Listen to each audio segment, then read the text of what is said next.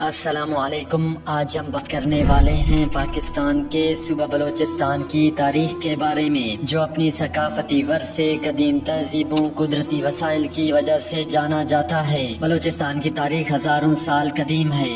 یہاں کی زمین پر کئی قدیم تہذیبیں پھلی پھولیں، جیسے کہ موئنجو ہڑپہ کی تہذیب۔ یہ علاقے زراعت اور تجارت کے لیے مشہور تھے۔ ان کی تہذیبوں کی باقیات آج بھی یہاں موجود ہے، جو اس خطے کی شاندار تاریخ کی گواہی دیتی ہیں۔ اسلامی دور میں بلوچستان نے اہم کردار ادا کیا۔ یہ خطہ اسلامی سلطنتوں کا حصہ رہا، جہاں عربوں، ترکوں اور مغلوں نے یہاں حکومت کی۔ اس دور میں یہاں کی ثقافت مذہب میں بہتری آئی اور مختلف ثقافتوں کا ملاپ ہوا۔ بلوچستان کی تاریخ میں بلوچ قوم کا عروج ایک اہم مرحلہ ہے۔ بلوچ قبائل نے اپنی خود مختاری کی حفاظت کے لیے کئی جنگیں لڑی۔ ان کے مشہور رہنما جیسے کہ غوث بخش بزنجو، نواب اکبر خان بگٹی نے بلوچ ثقافت اور روایات کو زندہ رکھا۔ پاکستان کی آزادی کے بعد بلوچستان نے کئی چیلنجز کا سامنا کیا، جیسے کہ سیاسی عدم استحکام، اقتصادی مسائل، وسائل کی تقسیم کے تنازعات۔ تاہم بلوچستان کا معاشی ثقافتی ترقی کا سفر جاری ہے۔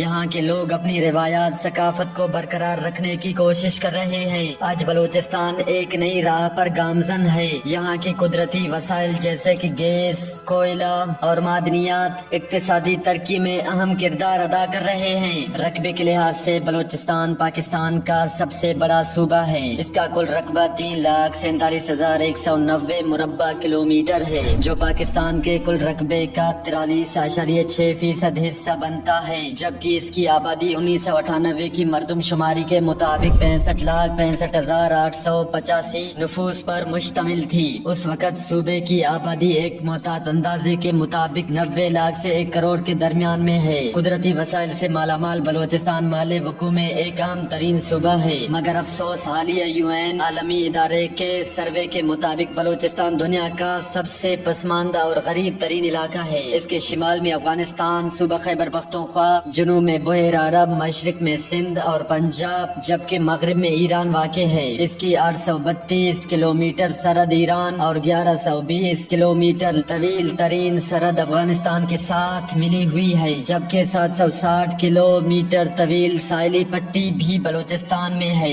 ایران میں بلوچوں کا علاقہ جو ایرانی بلوچستان کہلاتا ہے، جس کا دارالحکومت زاہدان ہے، 70,000 مربع کلومیٹر کے لگ بھگ ہے۔ بلوچوں کی آبادی ایران کی کل آبادی کا 2% حصہ ہے۔ اس کے علاوہ افغانستان میں زابل کے علاقے میں بھی بلوچوں کی ایک بڑی آبادی پائی جاتی ہے۔ آثار و قدیمہ کی درافتوں سے یہ بات ثابت ہو گئی ہے کہ بلوچستان میں پتھروں کے دور میں بھی آبادی تھی۔ مار گڑھ کے علاقے میں 7,000 سال قبل مسیح کے زمانے کی آبادی کے نشانات ملے ہیں۔ سکندر اعظم کی فتح سے قبل بلوچستان کے علاقے پر ایران کی سلطنت کی حکمرانی تھی، اور قدیم دستاویزات کے مطابق یہ علاقہ ماکہ کہلاتا تھا۔ 325 سال قبل مسیح میں سکندر اعظم جب سندھو کی مہم کے بعد عراق میں بابل پر حملہ کرنے جا رہا تھا تو یہی مکران کے ریگستان سے گزرا تھا۔ اس زمانے میں یہاں براوی آباد تھے، جن کا تعلق ہندوستان کے قدیم ترین باشندوں دراوڑوں سے تھا۔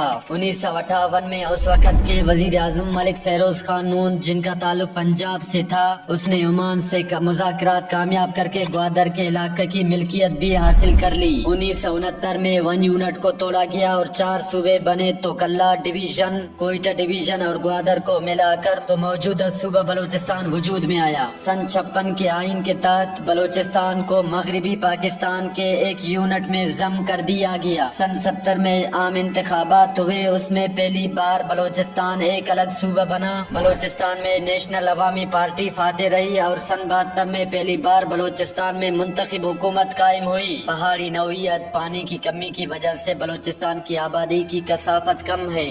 مارچ 2012 کی مردم شماری کے ابتدائی اعداد و شمار سے ظاہر ہوتا ہے کہ خضدار، کوچی اور پنجگور اضلاع کو چھوڑ کر بلوچستان کی آبادی 1,31,62,222 تھی۔ یہ 1998 میں 55,11,64 سے 139.3% اضافے کی نمائندگی کرتا ہے، جو پاکستان کی کل آبادی کا 6.85% حصہ ہے۔ اس عرصے کے دوران تمام پاکستانی صوبوں میں یہ سب سے بڑا اضافہ ہے۔ بلوچستان کی سرکاری آبادی آبادی سے پتہ چلتا ہے کہ اس کی آبادی 2003 میں تقریباً 7.45 ملین سے بڑھ کر 2005 میں 7.8 ملین ہو گئی ہے۔ 1998 کی مردم شماری میں بلوچی 54.8% کے ساتھ بلوچستان کی مرکزی زبان تھی۔ اس کے بعد پشتو، سندھی، پنجابی، سرائکی، اردو اور دیگر زبانیں تھیں۔ بلوچستان بھر میں کل 14,979 سرکاری اسکول ہیں، جن میں 10,055 لڑکوں، 4,238 لڑکیوں جبکہ 686 اسکول لڑکوں اور لڑکیوں کے مشترکہ ہیں۔ 9,000 اسکول ایسے ہیں جہاں واش رومز کی سہولت میسر نہیں۔ صوبے میں 8,014 اسکولوں کی چار دیواری نہیں، جبکہ 11,865 اسکول میں بجلی کی سہولت میسر نہیں۔